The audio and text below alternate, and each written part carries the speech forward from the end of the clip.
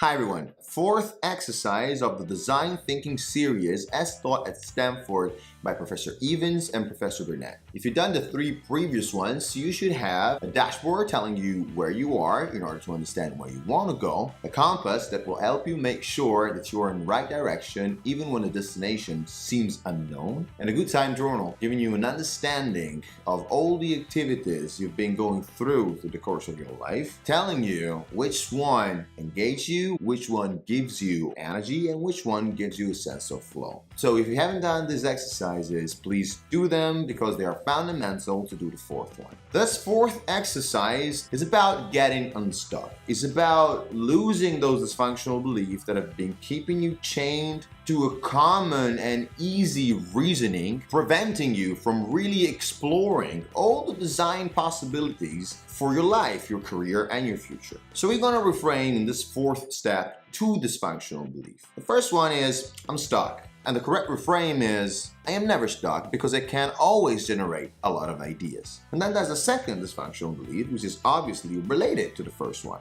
I need to find the right idea, that one right idea.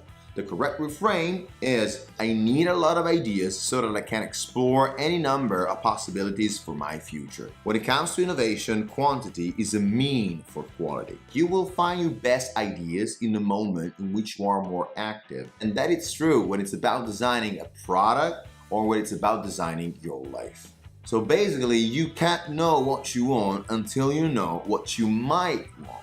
And in order to know what you might want, we need to generate a lot of ideas. The idea that we only have one possible perfect life for you, you're putting yourself under a lot of pressure. The good news is that it's statistically proven that the average number of lifetime worth living for each individual, at least as measured at Stanford, is 3.4. And if you think about it, that's rather liberating. We have more than one possible design, and we have more than one possible opportunity for our life. There are two principles in this getting unstuck exercise, and you should always remember them when it's time to approach an innovation or a changing process. First, you choose better when you have a lot of good ideas to choose from. And second, you never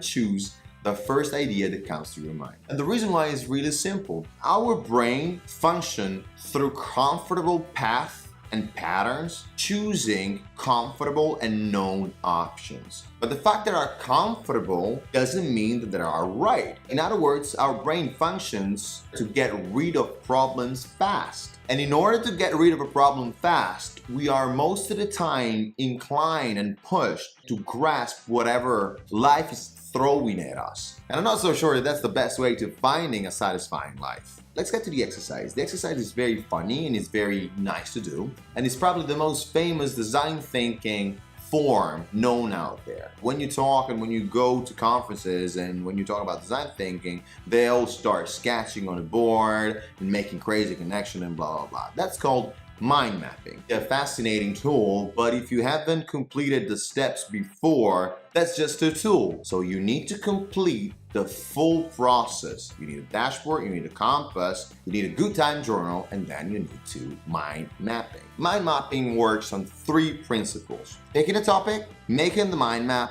and making secondary connection and creating concept. So from your good time journal, pick three activities, one giving you engagement, one giving you sense of energy, and the third one giving you sense of flow. Write it down at the center of a piece of paper or on a software. There are tons of free downloadable software for mind mapping. Write 4 or 5 words that are related to that topic. Don't overthinking, just write the first thing that comes to your mind. And then for each and every single word of this first circle, write 3 or 4 other words related with each and every single of the words composing the first circle. And then do the same for every word that you write. Do it quickly and try to have at least 4 or 5 circles. Why we're doing this? Because we need to silence our inner habit of judging. Take 3 to 5 minutes to do this whole process. Give yourself a time limit so you do it fast and bypass your inner censors. Write down the first association that comes to your mind.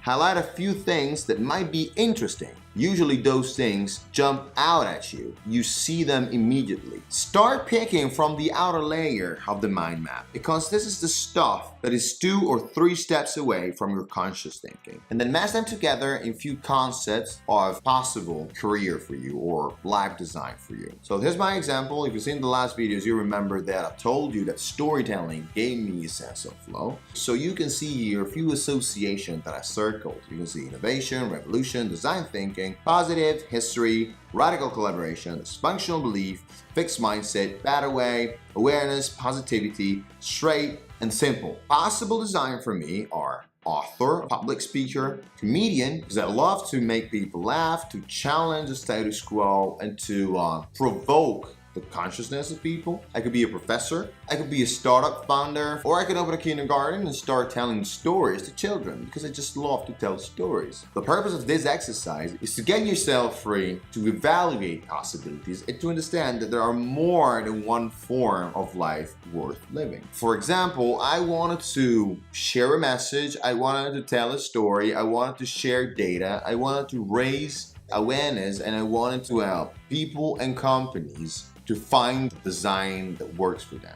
My first easy solution, the first solution that came to my mind was go back in consulting. That was because it was a solution that I was used to. There were other possibilities. For example, a click through a social network, very easy to understand, in which I share the insight and the breakthrough I had. They resonate more with my sense of bigger purpose. Time to talk is over. Do the exercise. It's gonna be incredibly fun and it's gonna be incredibly liberating. And once that genie is out of the bottle, once you realize that there is more than one design to your life worth living, everything will be just better.